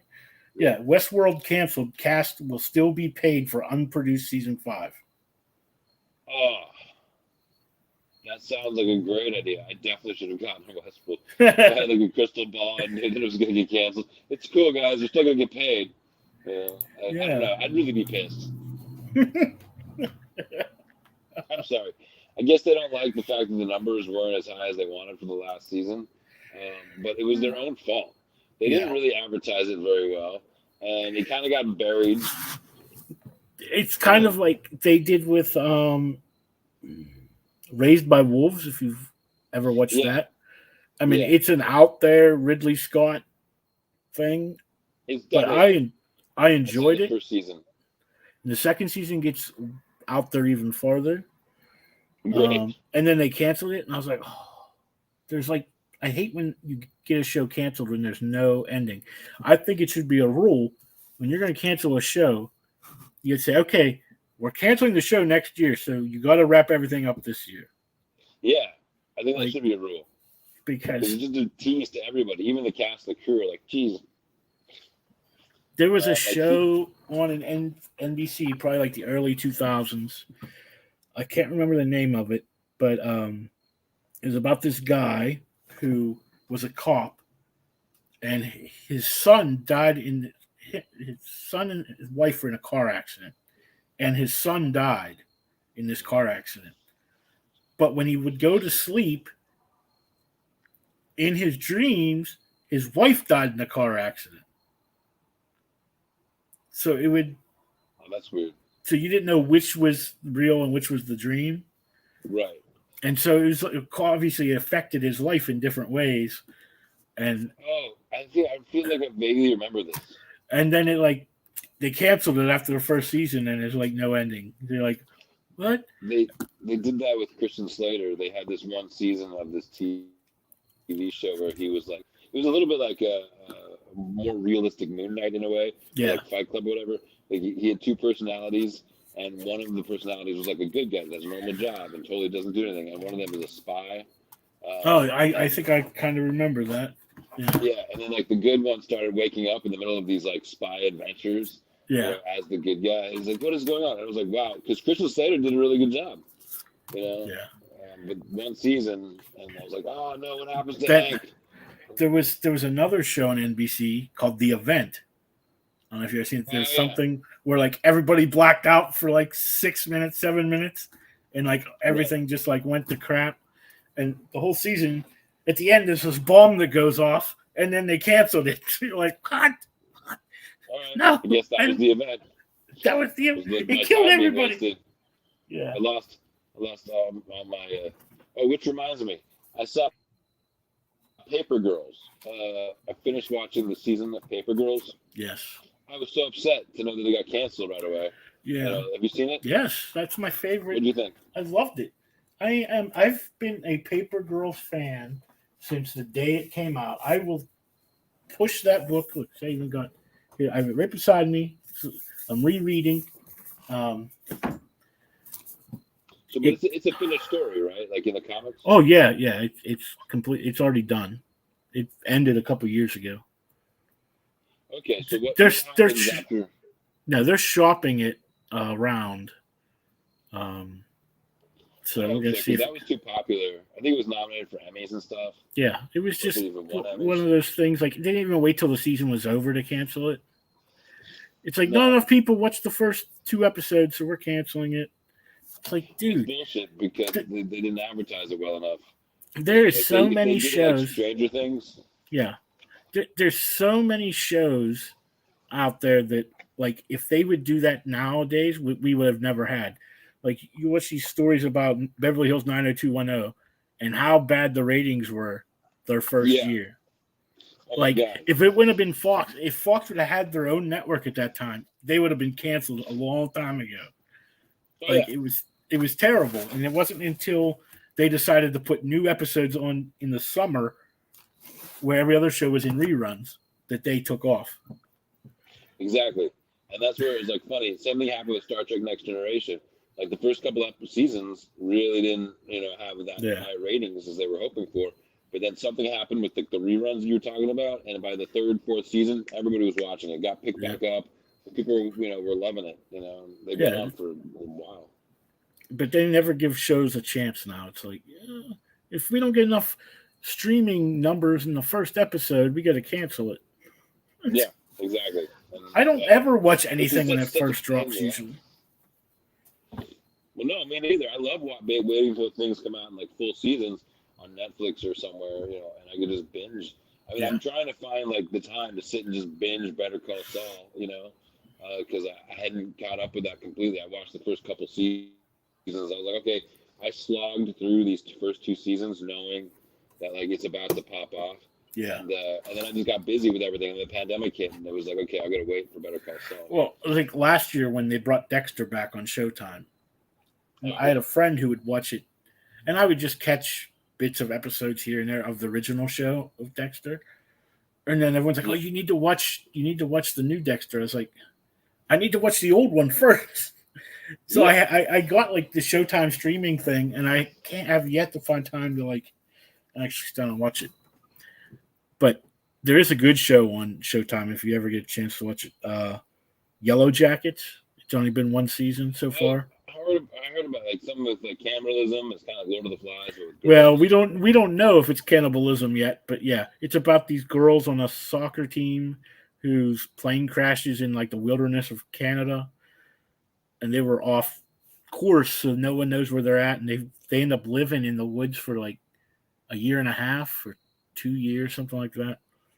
Wow. And so it keeps jumping back. It shows them when they're adults, and then it goes back to when they were kids. And there's things that happen while they're in the woods that affect some things when they're adults. And yeah, like it definitely sounds twisted, but it's fun. I like it when they go back and forth like that. Yeah, because that's the other part of like Paper Girls that I kind of like. I mean, they don't go back and forth per se, but you get to see like their older selves. Yeah, and you kind of find like the history of their family when they get older. And like the one girl finds out she dies from cancer like in just a couple of years. Yeah, like it's like it's like, oh, why do I want to go back? I'm just gonna die in 2 years. Like, yeah, why don't I just have some fun? In the future, yeah, the time travel's real. Yeah. So yeah, exactly. Go have some fun. Her and KJ should go, run to the sands holding hands. Yeah. And then, everybody's got some trauma. I feel like that they end up finding out about themselves. Friggin' Ali Wong dies in front of herself. Can you imagine seeing yourself die? I mean, how depressed would you get? It's like, okay, now I know how it ends. Yeah, it's like, oh, I know exactly when I die. So when I come to see me again, I know it's close to me being dead. Yeah, exactly. Oh, fantastic. I'm glad you're here. Yeah. Oh, I'm glad you're here. I have exactly. Right. This is good. But she had a good sense of humor about it. Yeah. Like my brother says, you should never fall asleep in something that you can't, you don't feel comfortable passing out. And Ali Wong is like, oh, great. Love to meet him. Sounds like my kind of guy. Give him my number. Yeah. Yeah. So hopefully that gets picked up somewhere. I want that story to continue. Of course, it varies from the comic book a little bit. Like you have the overarching storylines about the same, but obviously they, change some stuff and move some stuff. And the Overwatch is still the same, right? Yeah, pretty much. Yeah. What's the STF or SFT? No, it's STF. Something like that. But like, this is volume 3, so it's issues. I can't even remember what issues it is, but this is kind of like where they are in the show at the end, where they're separated. Where the 4 girls are split. Yeah, at different times. I know the grandfather character is in there. The grandfather character. Yeah, the guy who's all got like a shaggy beard. Oh, that's the guy who's the leader of the. Yeah. Of the old ones, yeah. Oh, yeah. Yeah, I don't know. I don't know if he's in this stuff, but he is in the book. Yeah. Well, it took me to the very end until I realized that like the girls were right, where they're like, wait a minute, you can't let us change history for my friend who's gonna die, but you let these guys run around all the time and don't stop them, like immediately the STF or whatever. You just gotta let them do their thing. I don't think that's fair. It clicked that I was like, wait a minute, we could actually do something for her. She's just an innocent bystander, got caught up in this. Yeah. But the other thing is I don't know if they're capable of getting mind wiped. Like the girls. Yeah, because it didn't seem like they've been able to. They've remembered it, like they haven't forgotten. They remembered everything. Mm-hmm. So I think that's what makes them special. I mean, obviously, Quilk and Tiffany is whatever going to be important because of the time travel thing. But like, I'm curious to know if Max survives. If she ends up being something important, and then KJ, because of her family, she's clearly in my mind going to end up being like really. I don't know. Even though she said she's like a movie person or whatever, the time can change. Yeah, things happen. Really especially her being, being a lesbian or bi, whichever way they do it with, it could very well lead to political stuff. And yeah, well, I hope it just leads back to Ali Wong not dying. If that's possible. Save Aaron. Do you have the next volume after? Oh yeah, I have. I bought them all in single issues when it was out because I liked it. So I started buying the trade paperbacks because I wanted to reread it and not like mess with the. Same with like The Walking Dead. I have every issue of The Walking Dead. Oh wow! I got them when no one knew what The Walking Dead was. Right. It's like, oh, this is a stupid zombie book. Yeah. And that became huge. I'm like, that's okay. I like zombies. We'll read it. Like, do you have Ollie's near where you live? They're Ollie's. Ollie's out. Yeah. No. O-L-L. Okay. Well, I go there to get books because they usually have them cheap. And I just thought it was pretty neat that I found this book here after our show the last couple weeks. Oh, yeah. And it's the George A. Romero. Great. Yeah. I love the glossy cover. Whoa, look how thick that is. Yeah. I did not realize that the... Wait, is that a graphic novel? No, it's the actual novel that the movie's made of. So Dawn of the Dead isn't... Okay. The book based on the movie, right? No, it's the movie's based off the book. George Romero wrote the books and then made the movies. I did not know that. Yeah. I thought he was just straight director. Like he made wrote the screenplays and. No, he writes the books and then. Are they good? Are they scary? I don't know. It's pretty much the same. I mean, this is the old it's got the cover for the new one because this book came out in, I think, 2012, but originally it came out in 1978. Right. So. Oh wow. Yeah. So yeah. So it's old. It's dated. Yeah. In its own way. But is there stuff in the book that isn't in the movie? Like is added at all? I haven't read the whole thing yet. I just got it Tuesday. So. Oh, okay. Well, when you're done, mail it to me. It was $3.99. If you can see, always $3.99. There you go. Nice deal. Yeah. And then I got this book to read because I love Harry Turtledove. I don't know if cool. Do you know who Harry Turtledove is? No, tell me about Harry Turtledove. Harry Turtledove is an alternate history author. Cool. So like his big book, like the start of the whole thing, was called Guns of the South, and it's about Right. somebody from modern day traveled back in time and gave the Southern, like the whatever The Confederacy. the Confederates a machine gun, one machine gun, and they won the And they won the war. yeah. Wow. Yeah. It is fascinating, the possibilities of what could have changed anything to make one win. So it goes like all like it just keeps expanding from then. Like it gets to like World War II, and someone like the guy comes back and gives the Nazis, I can't remember what it was.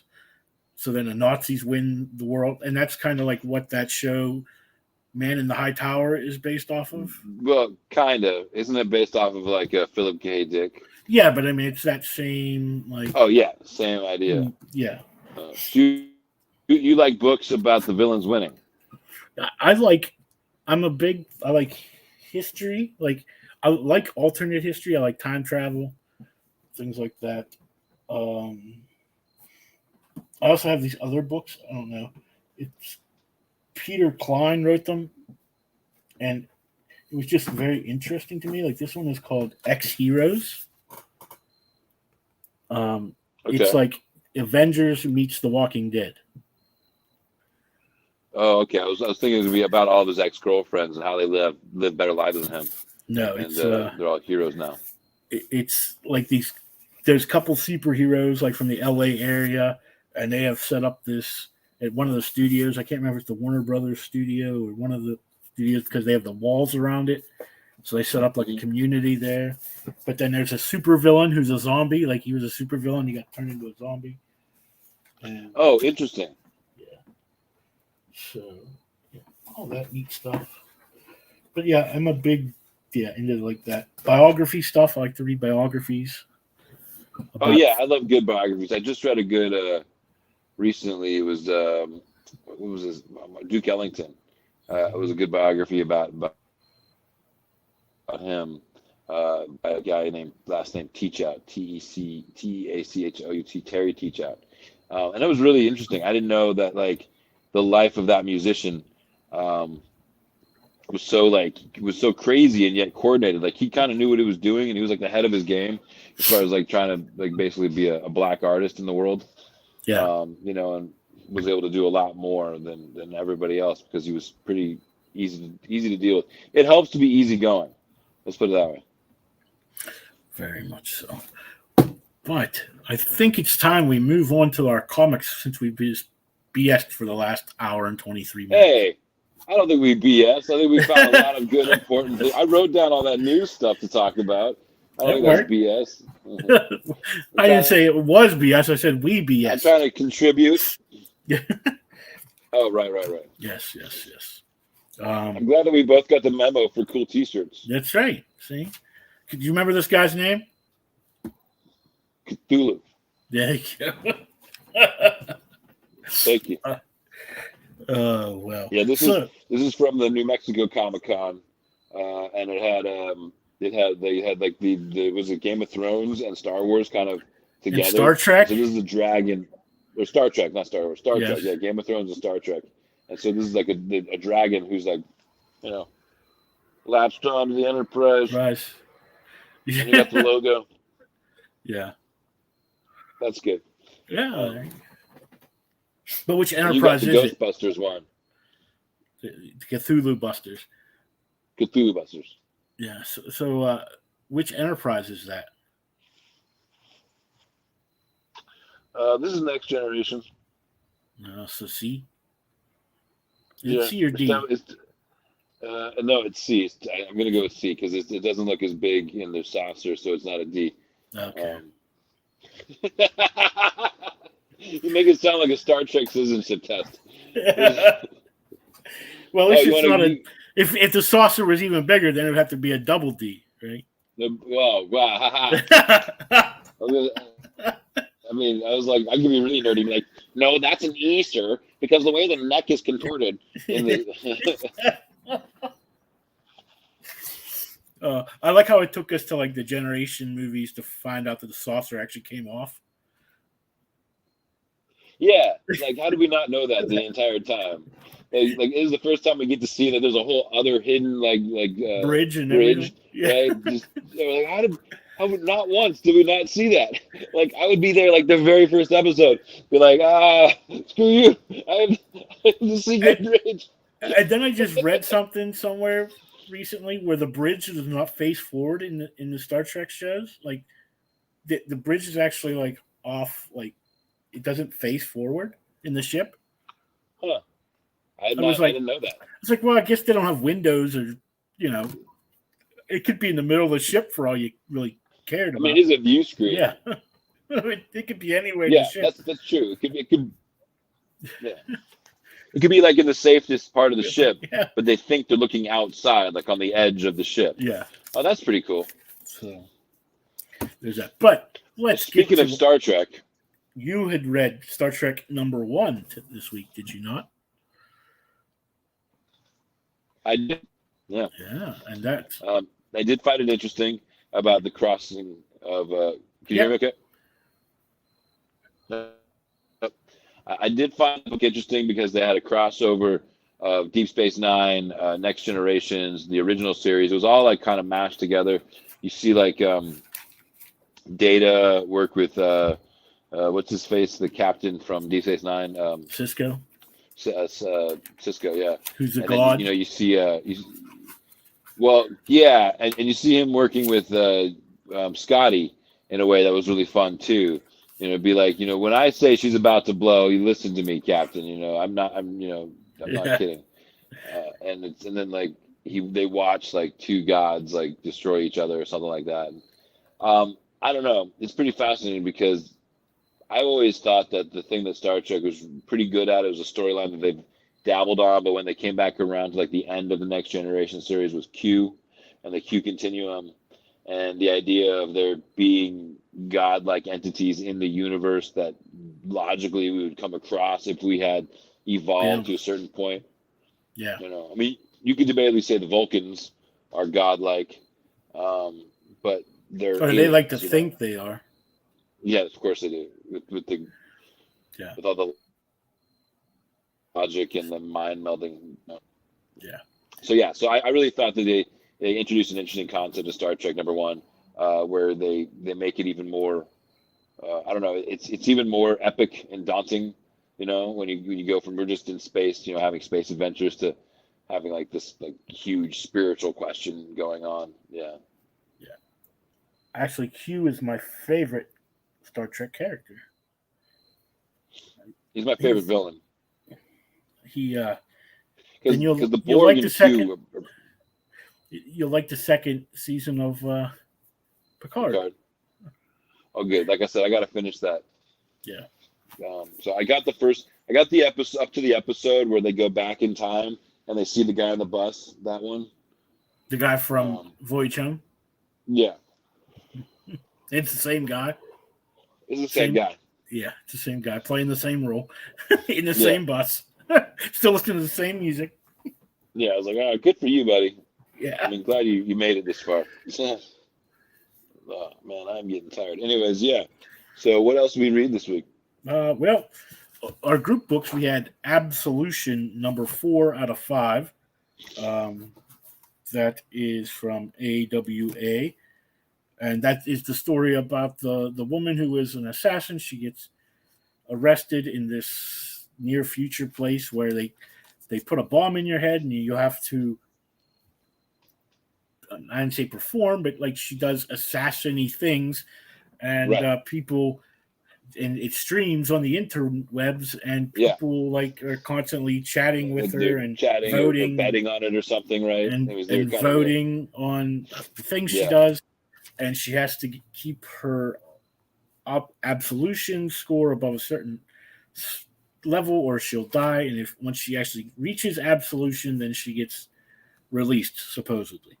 Yeah, I remember this. It gave me like Black Mirror vibes. It's also kind of like that movie. I don't know if you ever saw Nerve with Dave Franco and Eric Roberts' daughter, where like they have to basically play this game that's being egged on by the Watchers. Oh, and Machine Gun Kelly's in that. And they it's like if they don't keep their fans at a certain level, then they're gonna get a challenge that'll basically kill them. Yeah. You know, it's something like that. Yeah. So in this episode, this issue, we kind of get our villain finally for the last two issues. She's going after this. One of her viewers had suggested she go after this guy who is a child murderer. He's like killed 14 children, and he's usually like hidden. No one can find him or whatever. So she's tracking him down. And so she finally catches up to him at the end of the first issue. I mean, at the end of this issue, but something happens. And so it leads into the final issue and see if she survives or if she reaches absolution. So we have one more issue of this. It just feels, I mean, I like it. It's, I can't remember who wrote it. And it's art's Mike Deodato Jr. Peter Milligan is the writer. And it's something I wouldn't mind watching. Like, it just seems like, you know, not like a series or nothing, but just like a movie, like a one-off kind of movie thing. I do it like Minority Report, you know. Yeah, it gives me a little bit of a Running Man feel to it as well. Yeah, that's cool. So the next book that we did as a group was New Think 5.0. How'd you like that one? This is the final issue of New Think. If you've read any of these going through, all 5 issues were done by different creative teams. They were not a normal comic book story in any sense of the imagination. It was pretty much each issue was a commentary on our society as it is today.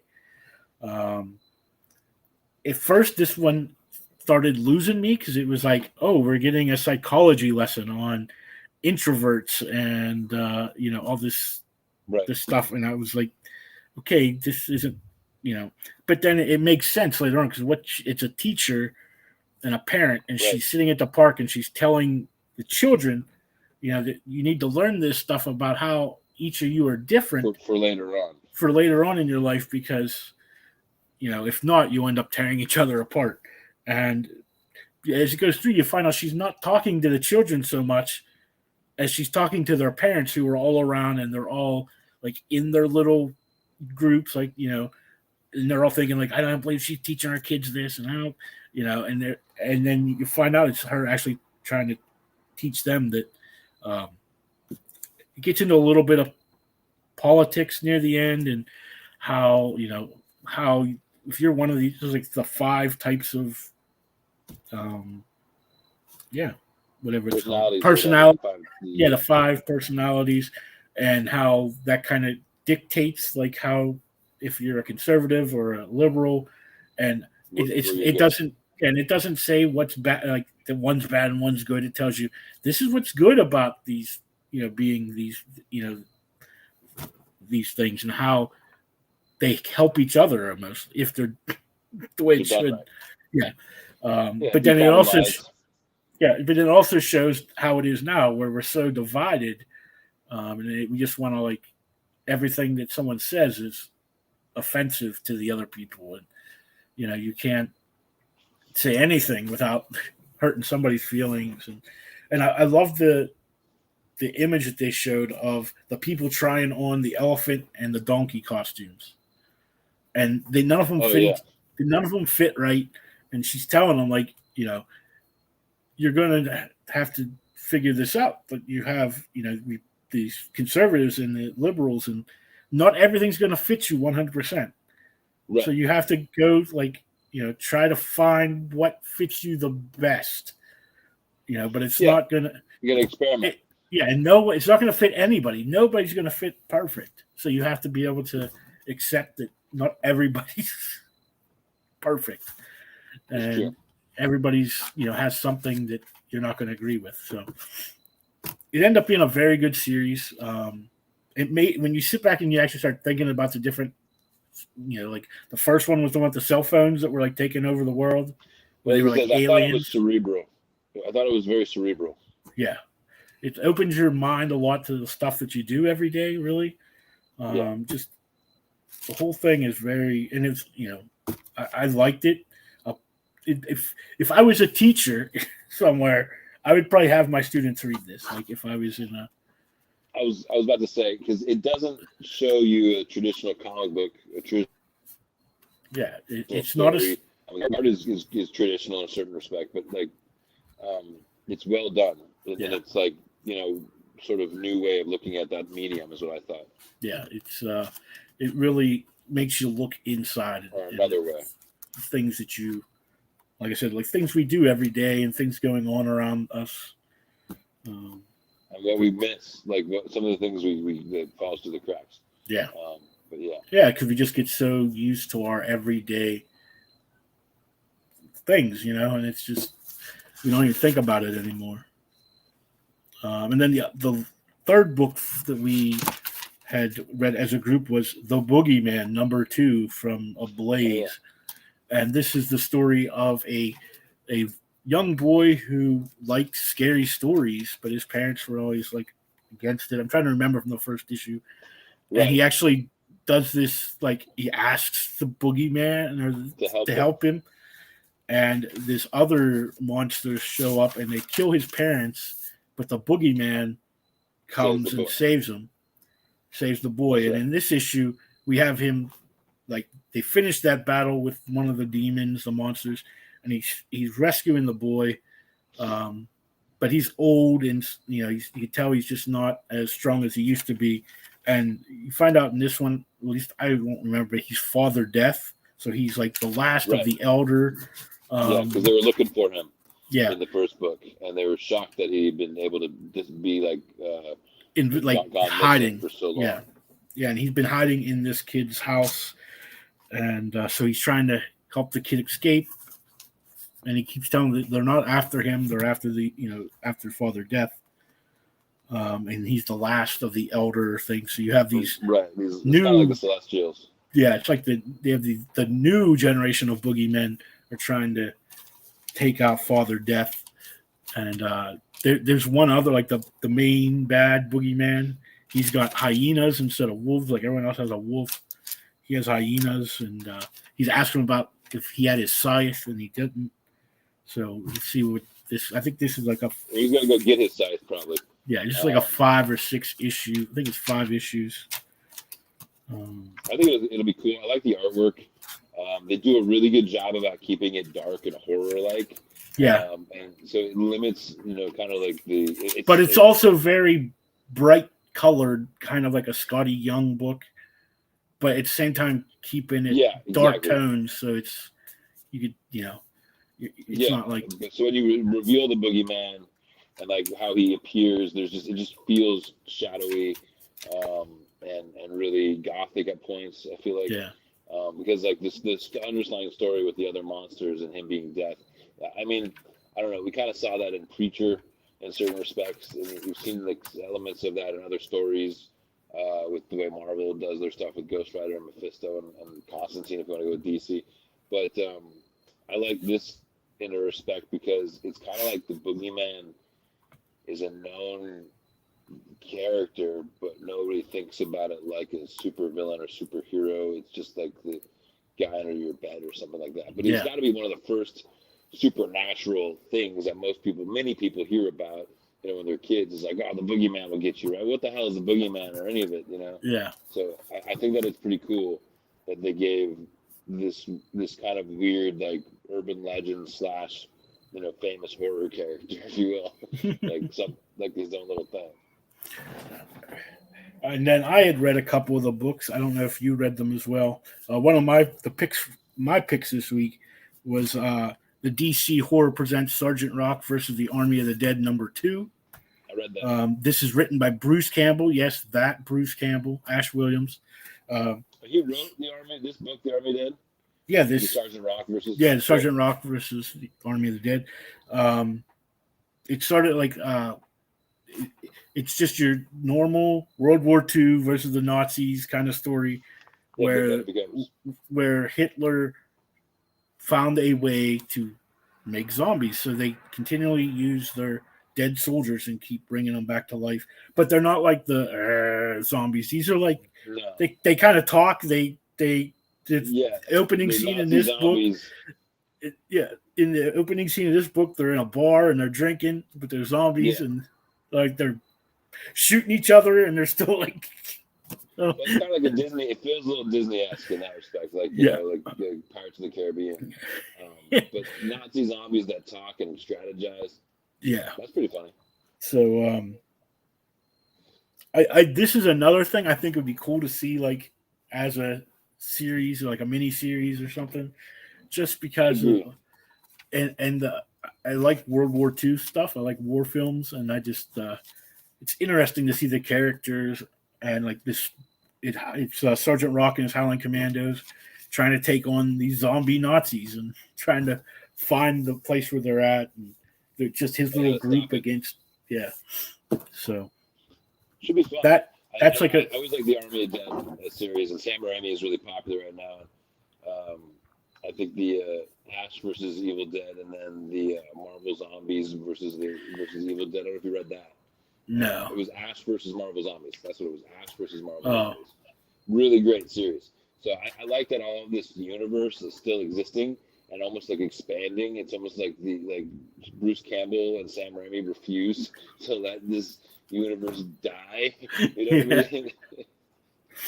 Yes. Another book that I read this week was Stuff of Nightmares #2 from Boom. The first issue, we see it gives you a little bit of a crypt keeper kind of thing. There's a character who tells the story at the beginning. He runs like this curiosities type thing. In the first issue, we had I can't remember their names. They're brothers, but they would buy body parts from this girl who worked at the morgue, and they were trying to make a Frankenstein, kind of like bring somebody back from the dead. And there's a reporter and her boyfriend who go to investigate these missing people, and they find out that they have kind of making this monster, and the one brother lets these zombie creatures out to kill them, so they don't go and report it, and so then he burns the place down, and they run escape, and they have this little guy named Frankie, who's like the one who's actually can talk, and where the other ones are just like creatures. They just want to eat people and stuff all the time. Right. So they escape with Frankie, and in this issue, they end up going to this mansion that the kids used to know, the boys knew when they were younger, on a small island out on the outer banks of Carolina, and there's this new character that they introduce in this one. They don't explain him at all. They just like kind of, he's living in the house and he knows the one brother. Can't remember which brother it was now, but Cameron, is that his name? I can't remember. I wrote it, but I can't read my own writing. But anyways, and so he wants to take care of the little guy, and he's like, no, you're gonna stay away from him. So I don't know what this guy is, like if he's like some kind of vampire or something. I have no clue, because he kind of looks like Nosferatu, but but so at the end something happens, and now we're like the one brother ends up dead, so we got to like see where it goes from here. It's a very like R.L. Stine writes it, so that's it's very interesting. I like those kind of like, I grew up with stuff. See how it happens. Yeah, those old like Tales from the Crypt and those kind of stories. And then the last book I read for this week was Exterminators from Marvel, Exterminators #2, and this the Wolverine. Yeah, this is the story with Boomer, whatever her name is now, Jubilee, and Dazzler.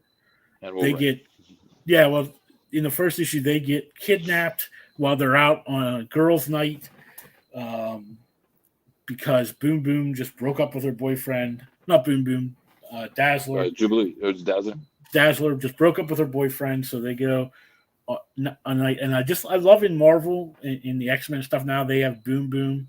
She's just drunk all the time. Like all the time. She's just, every time you see her, she's drinking. Like, I don't know what happened with her and Sam, that like now she just drinks all the time. I think it's because he like went to space and married an alien chick. That's my theory. Yeah, it's hard to compete with alien chicks.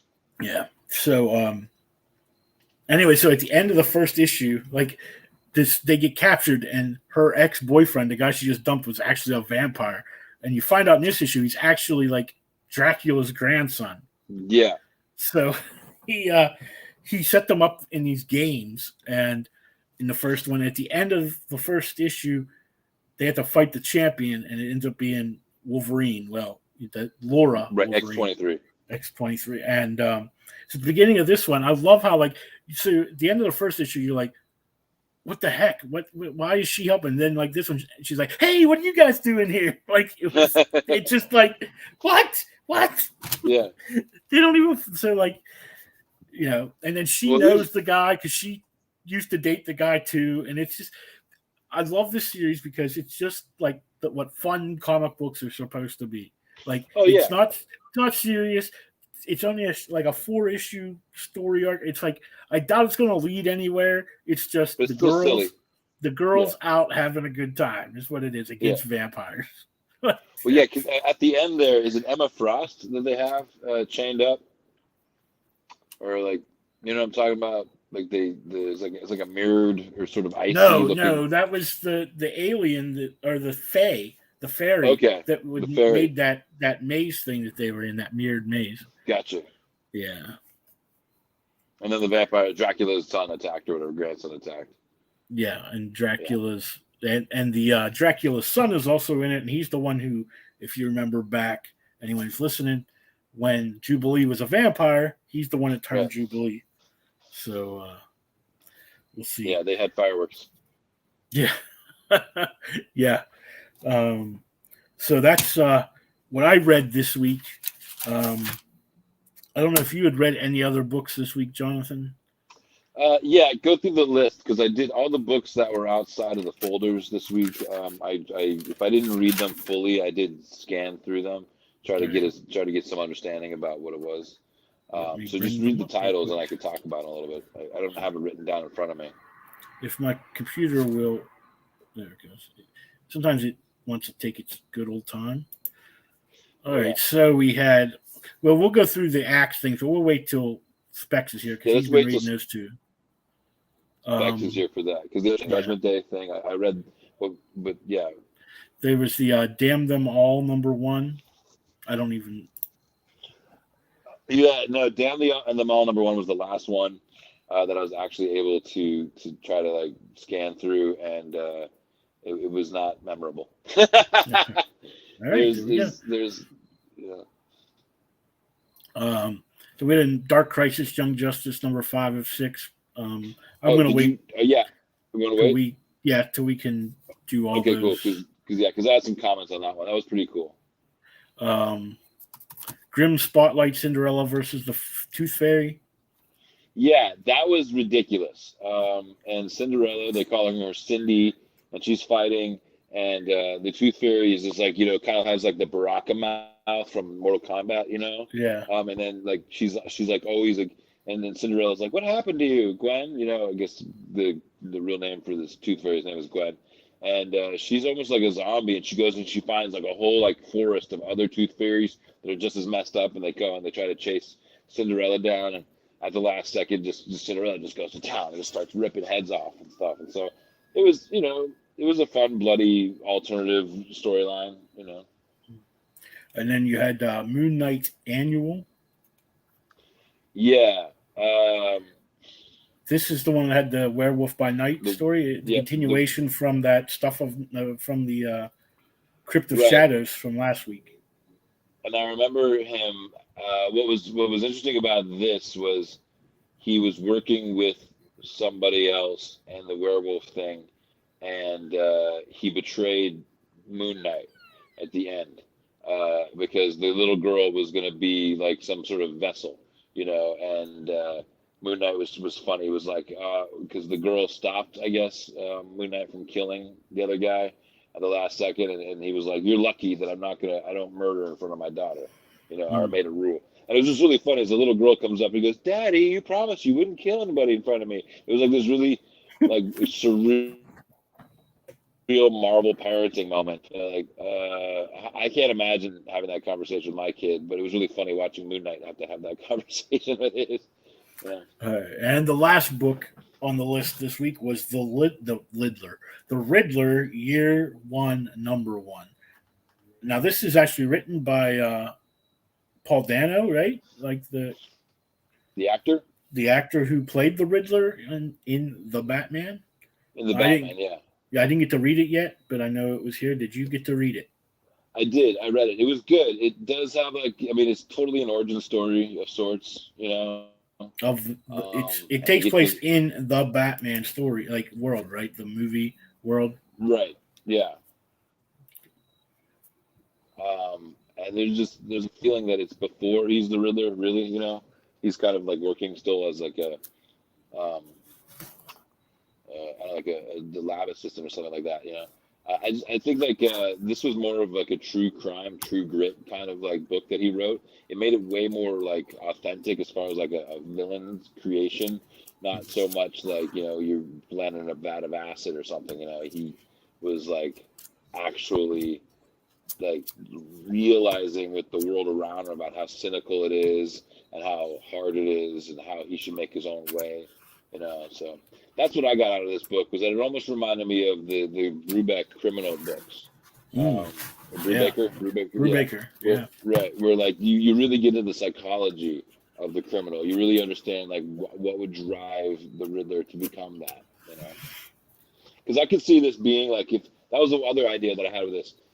It was almost like I didn't know it was Paul Dano who wrote it, but it makes sense. It was almost like this is his pitch to Todd Phillips to do a Riddler version of the Joker, you know, yeah, because they both have psychological stories that have a unique perspective. Because I always saw the Joker as more of like a wrong side of the tracks kind of character as far as who he was before becoming the Joker. Right? He's the yeah. one He was always the theoretically. outsider, kind of. Yeah, Yeah, but everyone the made Riddler's fun of him. more elite if you think about it. He's coming from a more scientific academic background, and in a lot of ways is nothing like the Joker.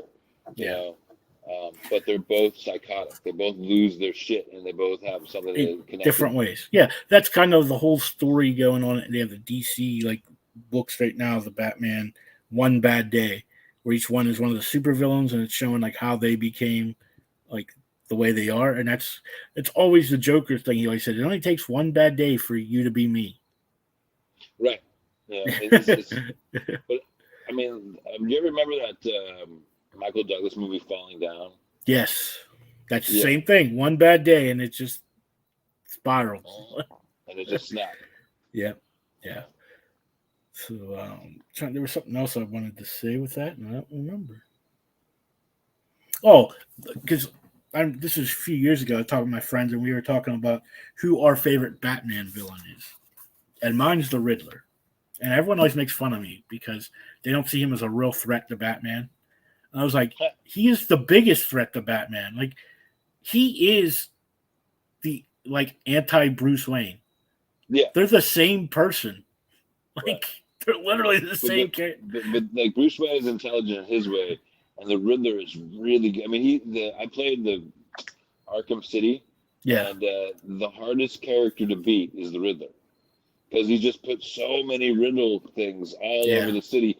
Just trying to track them on and then beat them yeah. isn't like I just couldn't do some of them. I tried I spent hours fighting the Riddler, you know, and I'm telling you, he is guaranteed because he doesn't need to be there to cause Batman harm. Yeah. He just leaves you a box with a question mark on it. You're like, what am I supposed to do with this cupcake box?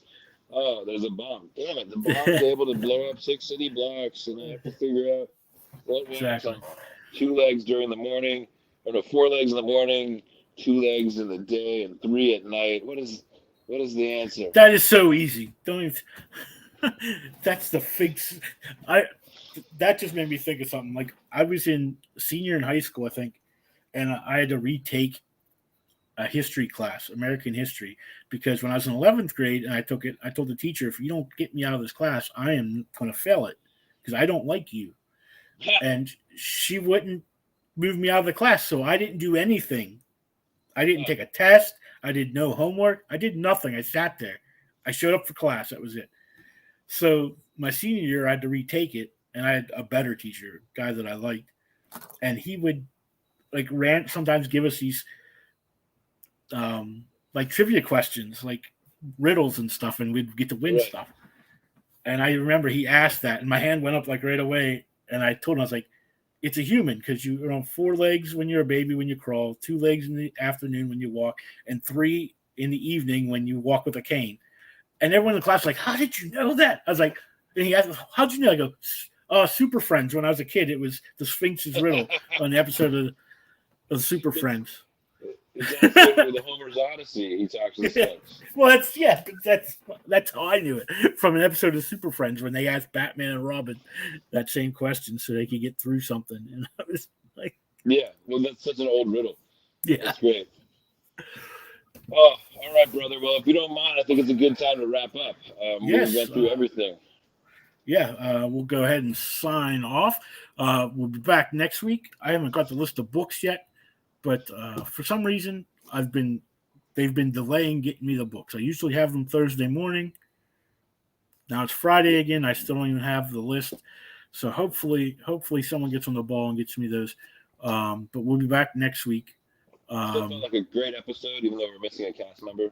Or two, yeah. But two. we had fun. We got to BS through it. And yeah, so I mean, rewatch this and tell me how much of it is BS. Like, you're making me doubt. No, I don't mean that it is. I don't think that what we talked about is BS, but we BS'd our way through. We talked. It's a verb. Yeah. We bullshitted. Yeah, we bullshitted our way through it. So that's but anywho, if you could stick around just for a minute after we go off, I just want to talk to you about something. All right. And good night, everybody. Go out there. Make sure you support your local comic book company, your local comic book stores. That's the word I was trying to find. And make sure you watch all of the good stuff coming out. And have a good week. Bye-bye.